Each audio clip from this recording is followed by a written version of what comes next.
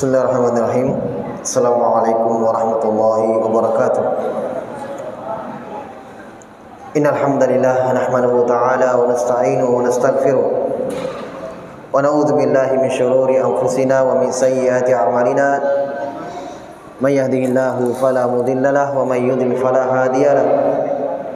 Asyhadu an la ilaha illallah wahdahu la syarika lahu wa asyhadu anna Muhammadan abduhu wa rasuluh sallallahu alaihi wa ala alihi wa ashabihi ajma'in, amma ba'd. Jamaah salat maghrib yang dimuliakan oleh Allah Subhanahu wa taala, kita bersyukur kepada Allah Subhanahu wa taala. Pada malam hari ini kita kembali melanjutkan kajian rutin kita dalam mengkaji hadis-hadis seputar adab dan akhlak.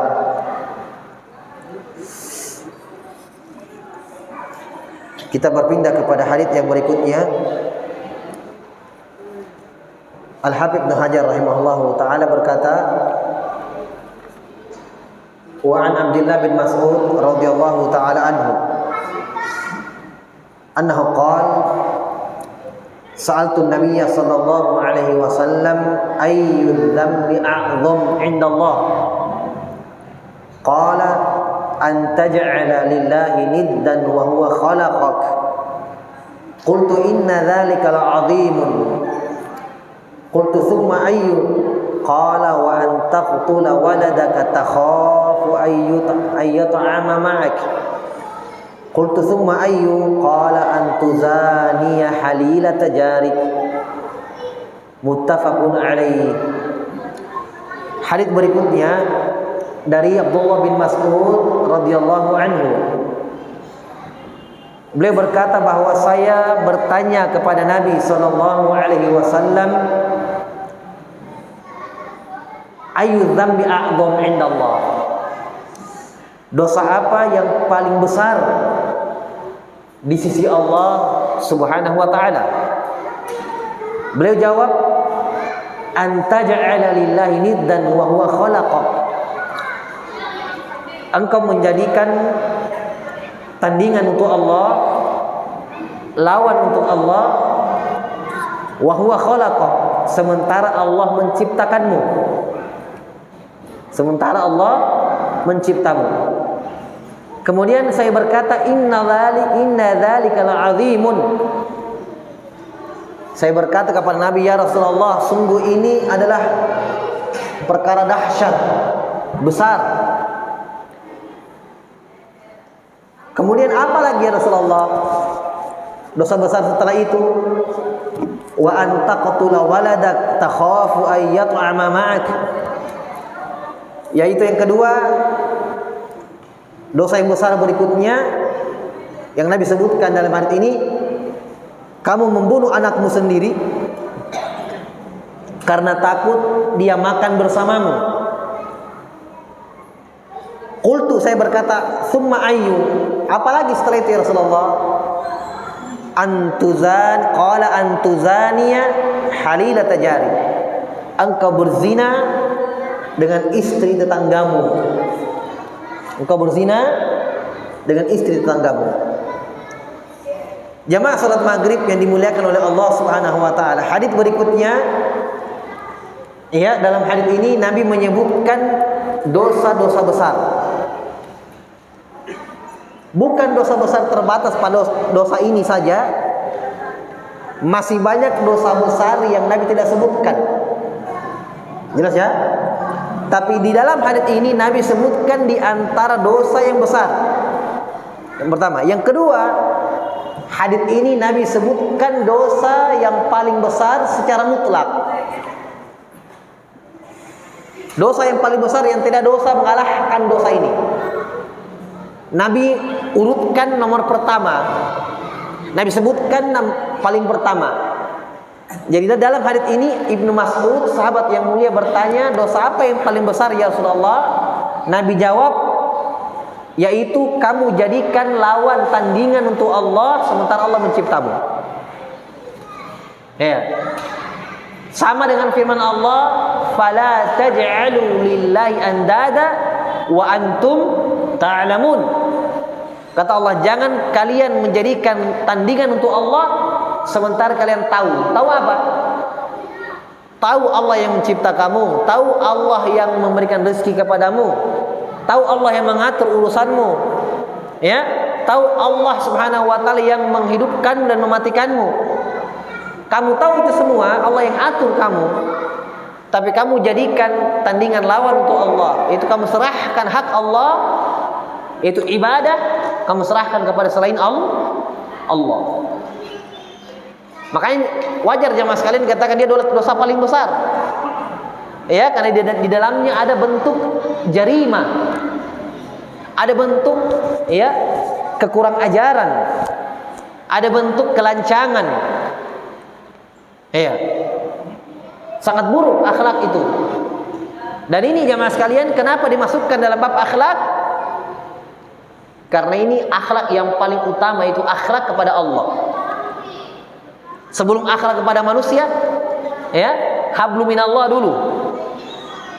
Iya kan? Baru hablum minan nas. Ikatan kepada Allah dulu. Akhlak kepada Allah dulu. Biar bagus akhlak kita kepada manusia.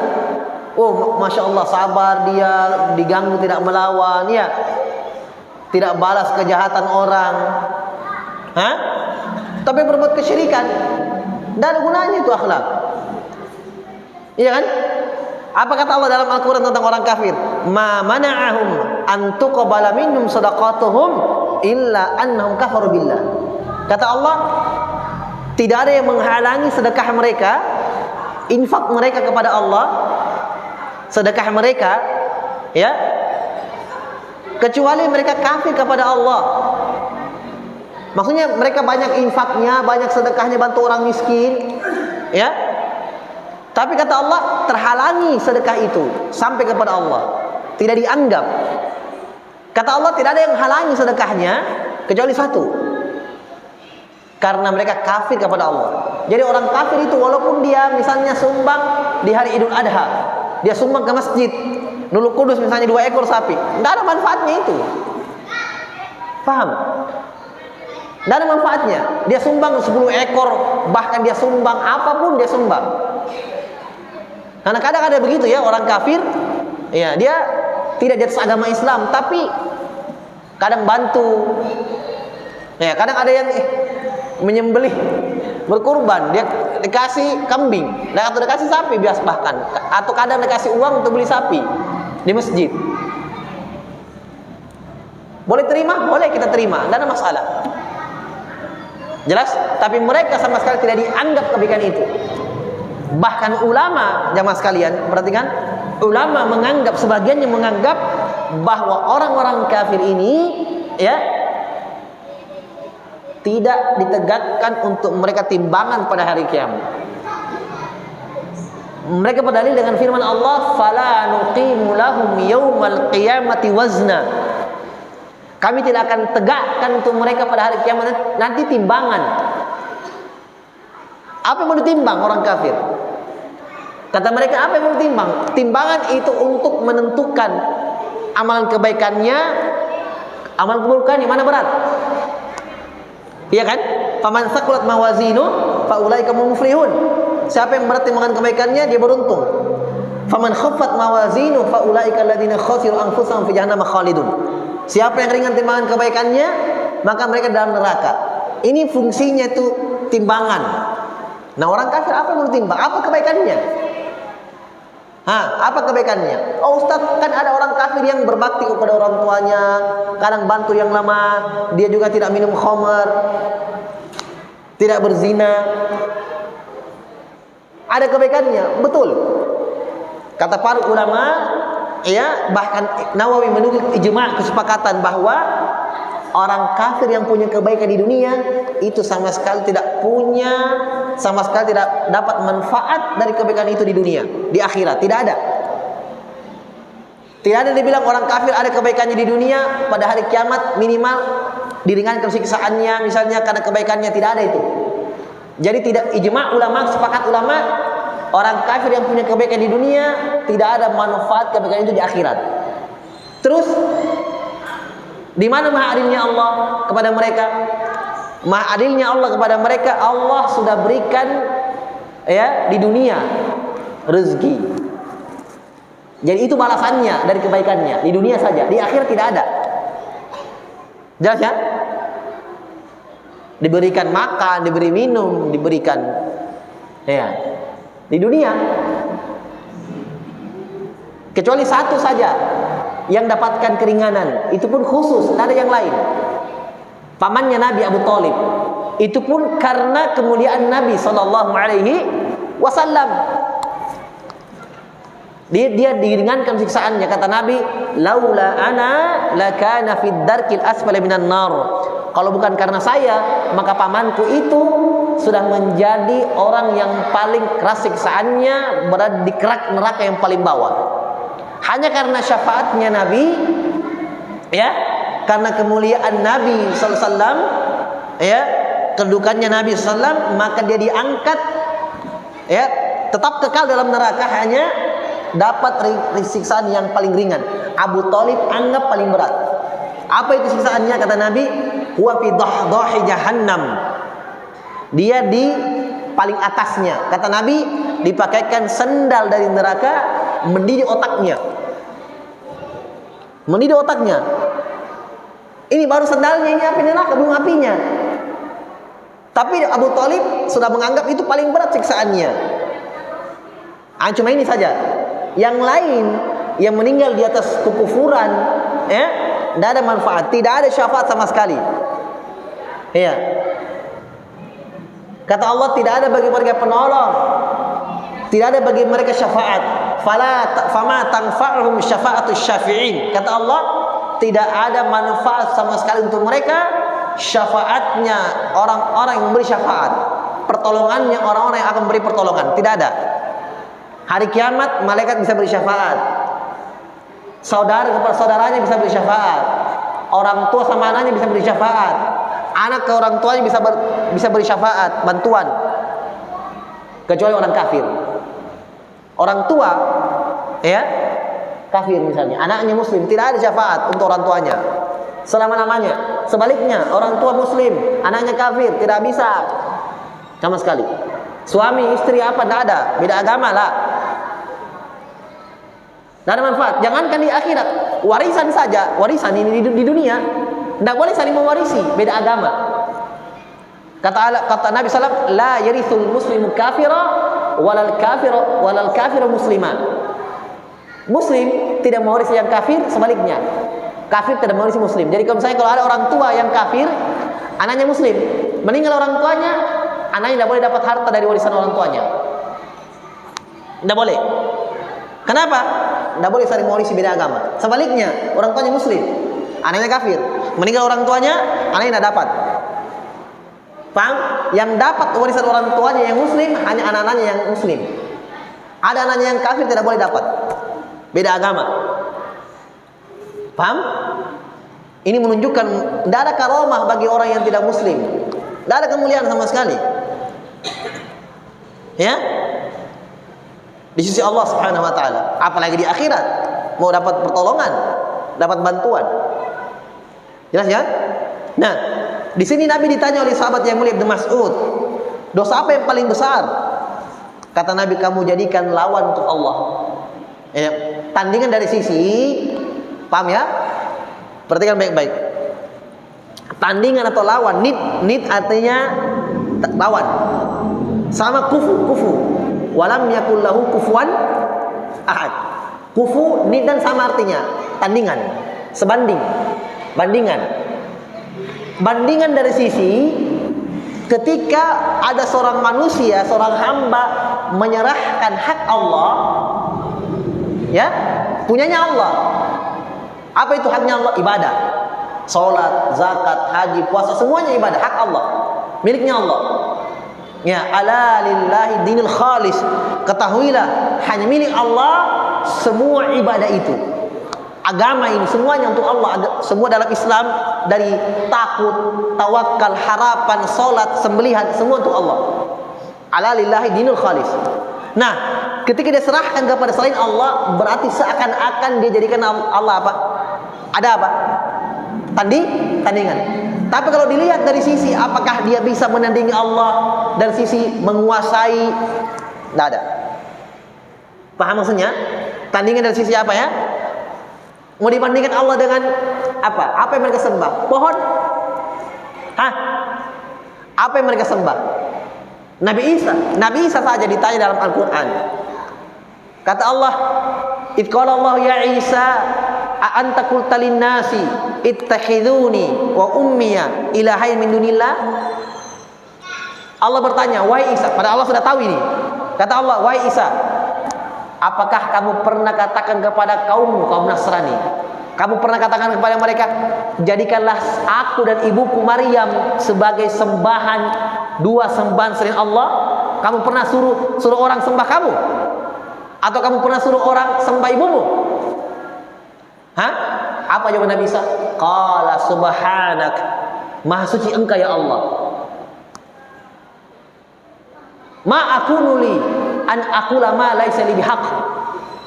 Tidak pantas bagiku untuk mengucapkan apa-apa yang tidak punya. Tidak ada ilmuku di situ. Tidak ada hak untuk mengatakan itu. Kata Nabi Isa, in kuntu qultuhu faqad alimta. Kalau saya telah ucapkan itu ya Allah, kamu sungguh sudah tahu. Ta'lamu ma fi nafsi wala a'lamu ma fi nafsik. Engkau tahu apa yang ada dalam diriku dan saya tidak tahu apa yang ada dalam dirimu, pada dirimu. Ini Isa, apalagi selainnya. Hah? Apalagi Abdul Qadir Jailani misalnya.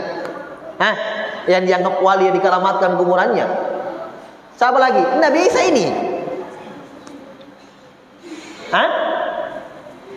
Pada hari kiamat manusia dibangkitkan pada mahsyar dari Nabi Adam sampai manusia yang paling terakhir. Kata Nabi SAW, matahari didekatkan sejarak 1 jengkal, 1 mil. Panas manusia, kepanasan sampai keluar keringatnya. Sampai keringatnya ada yang sampai di mata kakinya, ada yang sampai di pinggangnya, bahkan ada yang tenggelam dengan keringatnya. Manusia datang kepada Nabi Adam. Iya, kata mereka, ya Adam, anta abuna. Wahai Adam, kamu adalah bapak kami. Minta kepada Allah agar Allah segerakan hisab. Nggak tahan mereka panas. Apa kata Nabi Adam? Nafsi, nafsi. Diriku. Nah, coba lihat. Datang kepada siapa? Nabi Nuh juga mengatakan nafsi, nafsi. Saya selamatkan diriku sendiri. Kalau bilang orang Makassar bilang, urus dirimu sendiri. Datang kepada Nabi Ibrahim dan Nabi Musa, Nabi Isa, semua jawab nafsi. Kalau Nabi Isa bisa menyelamatkan, Nabi Isa sebagai Tuhan disembah, pasti mengatakan, oke, saya selamatkan, saya mintakan, saya ini, saya. Nanti mereka datang kepada Nabi kita Muhammad SAW, Nabi mengatakan, analah, saya pemilik syafaat itu.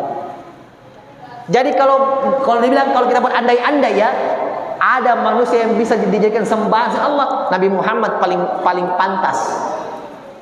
Ya kan?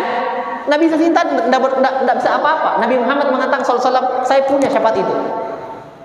Hanya Islam juga tidak menyembah Nabi Muhammad SAW. Apalagi cuma Nabi Isa. Dengan alasan mereka Nasrani mengatakan Nabi Isa tidak punya bapak, punya ibu. Nabi Adam tidak punya bapak, tidak punya ibu. Sembah Nabi Adam. Kalau memang diizinkan, kalau bisa dibolehkan disembah Nabi Adam disembah. Kalau dengan alasan tidak punya bapak, dia tidak punya ibu dia. Nabi Isa masih punya ibu. Kenapa kan tidak sembah Nabi Adam? Kalau dengan alasan itu. Tapi tidak ada. Ya. Taib. Maka di dalam hadis ini Nabi sebutkan bahwa dosa yang paling besar adalah menjadikan tandingan untuk Allah Subhanahu wa taala. Dalam keadaan kata Nabi, wa huwa khalaqak. Kalian tahu, kamu tahu Allah yang mencipta kamu. Allah yang mencipta kamu. Ini menunjukkan bahwa kesyirikan, penyembahan kepada selain Allah Subhanahu wa taala adalah dosa besar. Makanya dalam Al-Qur'an Ibnu Qayyim menyebutkan definisi syirik itu apa. Persis di sini disebutkan oleh Nabi. Apa itu syirik? Bertanya, apa itu syirik?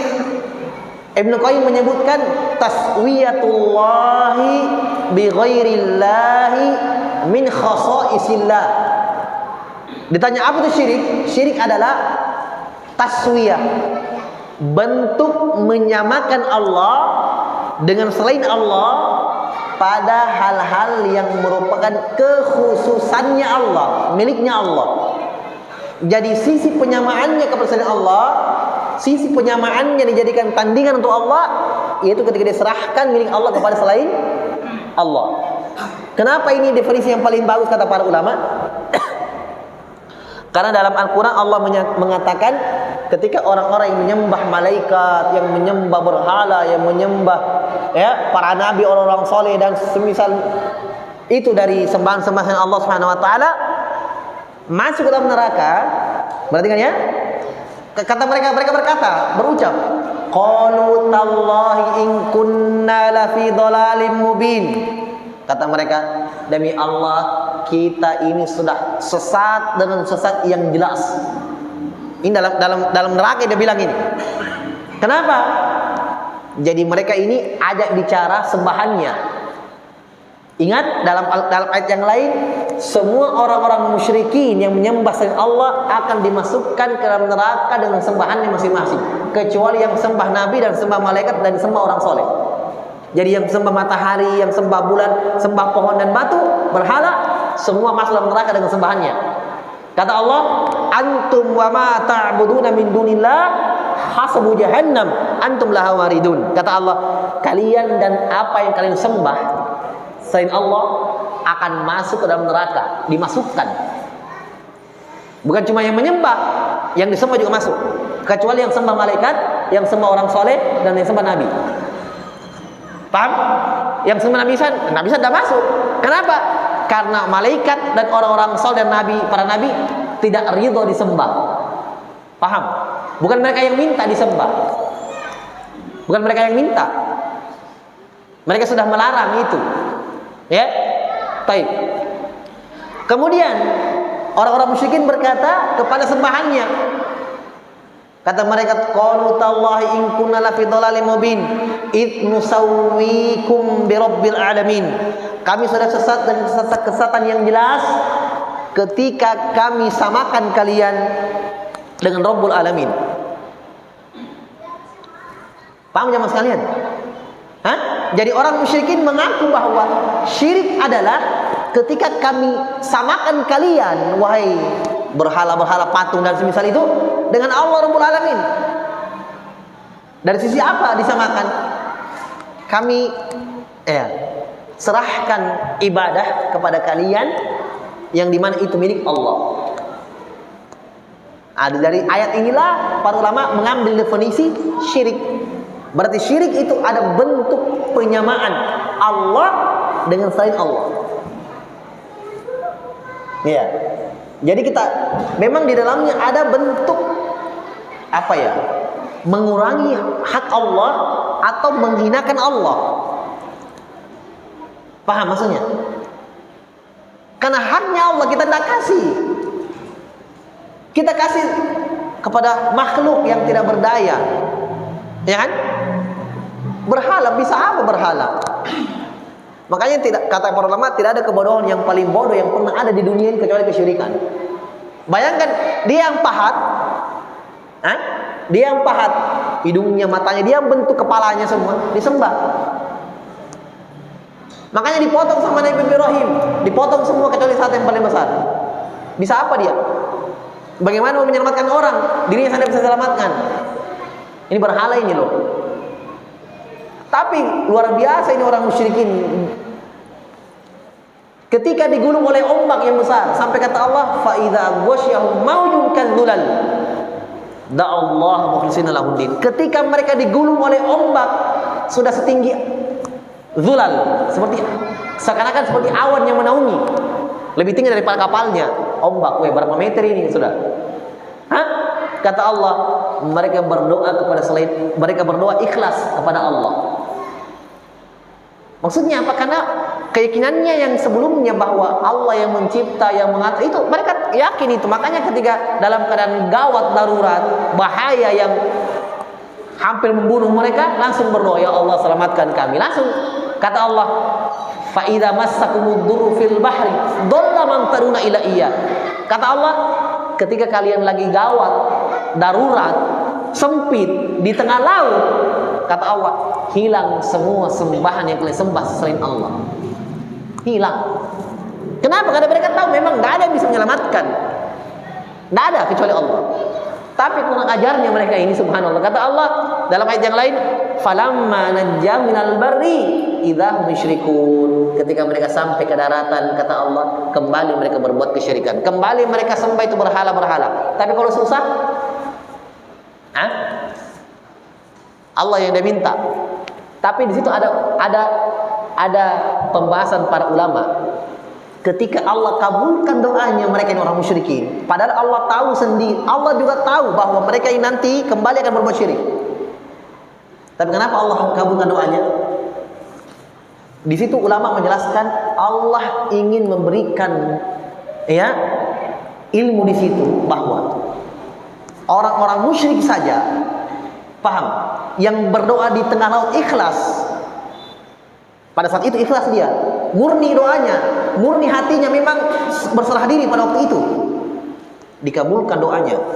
Apalagi orang beriman.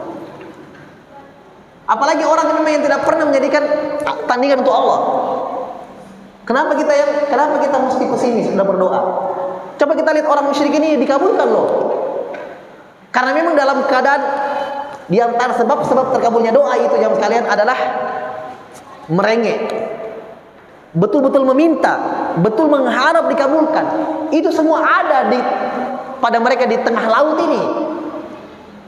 Tidak usah ada ombak jam sekalian. Coba kita naik peri malam-malam, keluar coba di luar, gelapnya itu laut. Bagaimana kira-kira itu kalau besar ombak malam-malam? Makanya sangat bodoh ketika ada yang panggil-panggil wali-walinya itu. Jelas ya, itu masih ada itu di dalam. Makanya disebutkan oleh para ulama dalam buku-buku, bahkan dalam Al-Quran penyebutannya.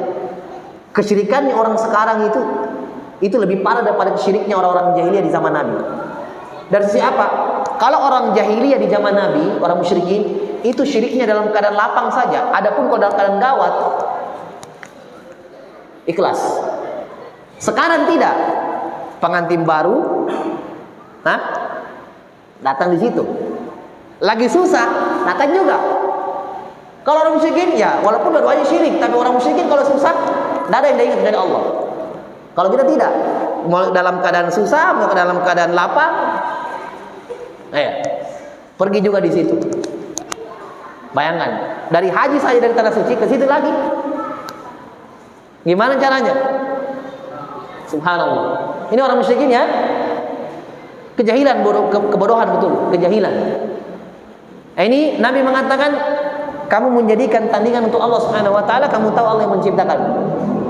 Makanya tidak ada keindahan yang paling indah. Tidak ada sesuatu yang paling nikmat ketika seorang hamba itu mentauhidkan Allah. Itu sudah. Karena kenapa? Di situ rezeki, sebab-sebab rezeki, sebab-sebab kenikmatan, sebab-sebab kebahagiaan hidup dunia dan akhirat, semua di situ. Porosnya apa? Porosnya tauhid. Iya kan? Karena orang sempurna tauhidnya jemaah sekalian, kalau indah, subhanallah, hidupnya tenang, hidupnya itu. Mau susah, alhamdulillah kulli hal. Mau dapat nikmat, alhamdulillah, binikmat tatimmu sholihat. Iya kan? Itu karena besarnya tauhidnya, semua sadarkan kepada Allah. pergi cari rezeki dapat seadanya, alhamdulillah, tenang juga. Tidak ada bilang berkeluh kesah, mengeluh apa, tidak. Kenapa? Dia yakin Allah memberi rezeki. Dia yakin bahwa semua perbuatan Allah benar. Semua perbuatan Allah ada hikmahnya. Dan dia yakin bahwa Allah tidak akan menyanyiakan orang-orang yang bertakwa. Dia yakin itu. Makanya enak hidupnya, tenang hidupnya, walaupun pas-pasan. Kenapa? Karena dalam hati cuma Allah Subhanahu wa taala yang dia harapkan. Dalam hadis Nabi mengatakan, "Ajaban li amril mu'min." Sangat menakjubkan perkaranya seorang mukmin. Inna amrahu kullahu lahu khair. Semua keadaannya baik. Kita di dunia ini cuma dua keadaan, ada yang keadaan yang ketiga. Kalau bukan susah, senang. Ya kan? Kalau bukan di atas nikmat, maka dapat musibah. Itu saja. Dua ini. Kita sekarang alhamdulillah di atas nikmat. Nah, orang beriman, kata Nabi SAW, perkaranya sangat menakjubkan.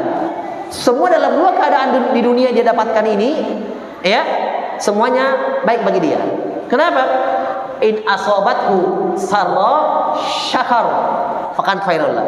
Ketika dia dapatkan kebaikan, nikmat, dia dapatkan nikmat demi nikmat, dia bersyukur, baik bagi dia. In asobatku dharra sabar. Kalau dia dapatkan musibah, dapat ini dan itu yang dia tidak senangi, bersabar. Kata Nabi, kebaikan juga dia dapatkan. Kata Nabi SAW, "Falaisa dzalika illa lil mu'min." Dan itu tidak dapatkan kecuali orang yang beriman. Siapa mereka? Orang-orang yang bertauhid. Jelas ya? Ya. Jadi ini dosa yang pertama yang Nabi sebutkan. Kemudian kata Ibnu Mas'ud, apa lagi setelah itu? Ketika dengarkan ini, Ibnu Mas'ud mengatakan, "Inna dzalika la'azim ya Rasulullah." Sungguh ini luar biasa dosa ini. Mengerikan, dahsyat. Tahu Allah yang cipta kita, tapi kita serahkan ibadah kepada selain Allah. Ketika ditanya Nabi SAW, apa lagi di antara dosa besar? Kata Nabi, kamu bunuh anakmu karena takut miskin, takut makan sama kamu, takut ambil jatahmu, takut kurangi jatah makanmu. Iya, dan ini banyak ya orang-orang yang aborsi, ya, gugurkan anaknya, nanti belum siap saya rawat ini dan itu, masih di dalamnya dosa besar itu. Mau dia masih kecil atau sudah besar, mau dia masih berbentuk belum sempurna, yang penting sudah ada ruhnya, membunuh. Itu pun kata para ulama, yang belum ada saja ruhnya, masih 1 minggu misalnya, tidak boleh digugurkan kecuali dengan apa? Alasan yang syar'i, dan itu dengan keputusan dokter yang ahli. Tapi kalau sudah ada ruhnya, 4 bulan atau 120 hari, Allah utus malaikat untuk meniupkan ruh. Ya, kalau ini kata para ulama sebagiannya tidak boleh digugurkan sama sekali, apapun alasannya. Kenapa? Karena sudah dianggap membunuh. Karena sudah ada apanya? Ruhnya. Karena nyawa dalam syariat sama saja. Nyawa dalam syariat sama, kecil atau besar sama. Tidak boleh untuk kita membunuh jiwa untuk menghidupkan jiwa. Paham? Saya contohkan ya, mungkin kita ada pernah dengar ini. Saya contohkan, ulama sebutkan, misalnya ada orang mau tenggelam, 2 orang ini, bapak sama anak. Tapi pelampungnya ini cuma 1.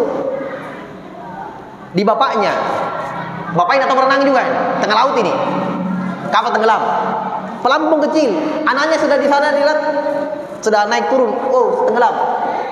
Dalam keadaan ini bapaknya tidak boleh kasih pelampung di anaknya. Dia bilang, biar saya mati kamu hidup. Tidak boleh. Kenapa? Kalau dia kasih itu pelampung sama anaknya, dia dianggap bunuh. Dia tenggelam dengan takdir Allah, bukan dia bunuh anaknya. Tapi kalau dia ambil minat, biar saya mati, bunuh diri kok, haram. Paham ya? Ya, kalau bisa selamat dua-dua ya kenapa tidak? Tapi kalau memang harus ada yang meninggal 1, ya sudah. Dia kan bukan kita yang bunuh, tenggelam, takdir Allah tenggelam kapal, kita tidak sengaja juga, ya sudah. Tapi kalau kita kasih, kamu minat yang ambil mini, mati mak, bunuh diri namanya. Apa kata Allah? Wala taqtulu anfusakum, jangan bunuh diri kalian. Kenapa? Karena memang nyawa itu sama saja di dalam syariat, besar atau kecil. Jelas ya? Nah ini sudah hidup di dalam perut, sudah hidup, ada ruhnya. Kenapa digugurkan? Kenapa digugurkan? Membunuh. Jelas ya? Membunuh. Baik. Jadi di sini kata Nabi SAW, dosa besar membunuh anak karena takut miskin. Dalam Al-Quran, ya, wala taqtulu auladakum khasyata imlaq nahnu narzuquhum wa iyyakum. Kata Allah, jangan bunuh anak-anak kalian karena takut miskin. Kata Allah, kami yang berikan mereka rezeki, anak kalian dan kalian juga wahai orang tua. Bukan berarti kalau bunuh anak karena dengan alasan lain boleh.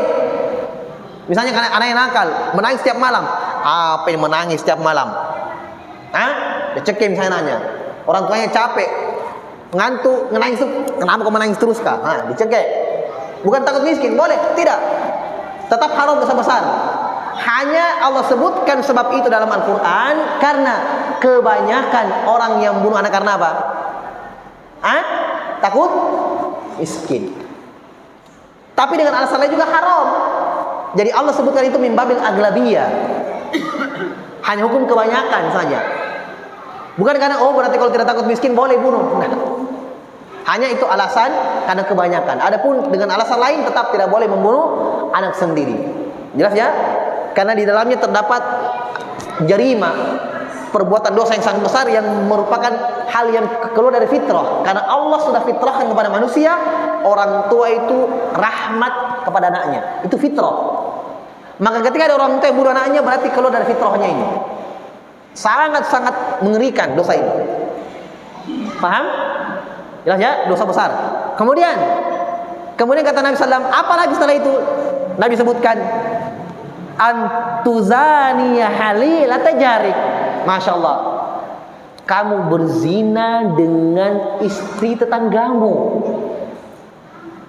Sebelumnya hari tentang apa kemarin? Pekan lalu tentang tetangga kan? Iya. Apa haknya tetangga? Apa haknya tetangga? Hah? Nggak boleh disakiti, ya kan? Nggak boleh diganggu. Iya. Bahkan kalau orang kafir tetangga kita, hak muslim gugur, nggak ada. Ya, hak saudara muslim tidak ada. Iya. Tapi masalah haknya satu, hak tetangga ada. Paham? Sudah kita bahas kemarin pekan lalu. Tapi kalau tetangga kita orang muslim berarti ada hak muslim, ada haknya tangga didapat. Apalagi kalau tetangga kita itu keluarga sendiri, sepupu, berarti 3 haknya. Hak korobah, hak keluarga, hak tetangga, dan hak apa? Muslim. Tapi kalau dia bukan keluarga kita, ya, dan dia juga bukan kaum muslimin, berarti tinggal satu haknya, hak tetangga. Iya. Nah, berarti di sini sampai kata Nabi apa? Jibril senantiasa berwasiat kepada aku tentang berbuat baik kepada tetangga, sampai-sampai kata Nabi, saya menyangka seakan-akan tetangga dapat warisan kalau saya meninggal. Saking seringnya Jibril mewasiatkan Nabi, tetanggamu. Iya. Di sini kata Nabi, dosa besar yang berikutnya kau berzina. Berzina secara umum dengan orang lain, dengan siapapun dosa besar. Hanya ini Pak, bisanya tetanggamu sendiri. Hah? Istri tetangga, makanya dosa besar. Jelas ya? Sama tadi bunuh anak juga dosa besar. Ini dosa besar juga. Semakin besar dosanya karena dia berzina dengan tetangganya sendiri, yang dimana kita harus berbuat baik kepadanya, tapi ini kita dolimi keluarganya, dolimi suaminya. Jelas ya? Walaupun mungkin sama-sama mau, tapi kita dolimi suaminya, dolimi orang tuanya. Jelas ya? Kita berzina dengan tetangga sendiri. Ini dosa besar yang Nabi sebutkan. Iya. Maka di dalamnya terdapat penyebutan dosa-dosa besar yang Nabi SAW sebutkan. Kesimpulannya bahwa dosa besar di sini bukan pembatasan. Hanya Nabi sebutkan di antara dosa besar. Adapun dosa syirik itu jelas. Selalu nomor urut paling pertama. Dalam hadits yang lain juga Nabi katakan, ala ukhbirukum bi akbaril kabair, maukah saya kabarkan kalian kepada dosa yang paling besar? Kata Nabi, asyirku billah, berbuat kesyirikan kepada Allah. Ya, dalam hadis yang lain, ijtanibu sab'al mubiqat, jauhilah 7 yang menghancurkan, 7 yang membinasakan. 7 dosa yang paling yang menghancurkan, kata Nabi, yang paling pertama asyirku billah, berbuat syirik kepada Allah. Yang kedua, ya, uququl walidain, durhaka. Kemudian Nabi sebutkan juga sihir dan seterusnya, dan dosa besar. Nah, itu menunjukkan semuanya menjelaskan bahwa kesyirikan adalah dosa yang paling besar. Adapun kalau diurut, yang paling besar kedua setelah kesyirikan adalah bid'ah, perkara yang diada-adakan dalam agama. Kenapa? Karena kalau syirik itu mencacati syahadat la ilaha illallah, adapun bid'ah, ya, mengamalkan satu amal yang tidak contoh dari Nabi, itu kata para ulama mencacati syahadat wa anna Muhammadar Rasulullah. Makanya para ulama sepakat bahwa, ya, bid'ah ini lebih besar daripada dosa besar yang lain selain kesyirikan. Paham? Berarti bid'ah lebih besar daripada membunuh, daripada berzina. Hanya mungkin sebagian kita mungkin belum tahu. Kalau berzina, ini dosa besar. Membunuh, mengerikan. Tapi kalau perkara bid'ah, santai saja mereka langgar. Padahal itu, ya, seakan-akan menuduh Nabi SAW itu, ya, berkhianat dalam menyampaikan risalah. Karena ada seakan-akan yang Nabi tidak tahu, kita tahu. Ya, itu dosa besar. Iya. Jadi masih banyak dosa-dosa besar yang lain yang dalam Al-Quran Allah sebut dalam surah Al-Isra, dalam surah An-Nisa, dan surah-surah yang lain. Hanya di sini sekali lagi ini diantara sebagian contoh dosa-dosa besar. Taib, wallahu taala alam. Kita cukupkan dulu ini hadis pada malam hari ini. Insyaallah kita lanjutkan pada pertemuan selanjutnya. Baik, silakan. Apakah orang yang beriman akan diperhadapkan dengan orang kafir yang pernah menghina orang kafir untuk bersempat meminta maaf? Ataukah pernah dia meminta kepada orang kafir tetapi dia belum sempat membayar kepada orang Yahudi?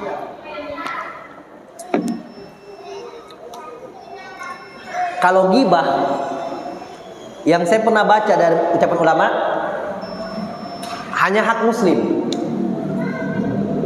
Karena ketika Nabi ditanya tentang ghibah, apa itu ghibah? Apa kata Nabi? Zikruka akhoka, kamu menyebut tentang saudaramu. Kita dengan orang kafir tidak ada saudara. Tidak ada. Mau kita kata saudara seiman? Lah. Saudara sama-sama manusia ada loh.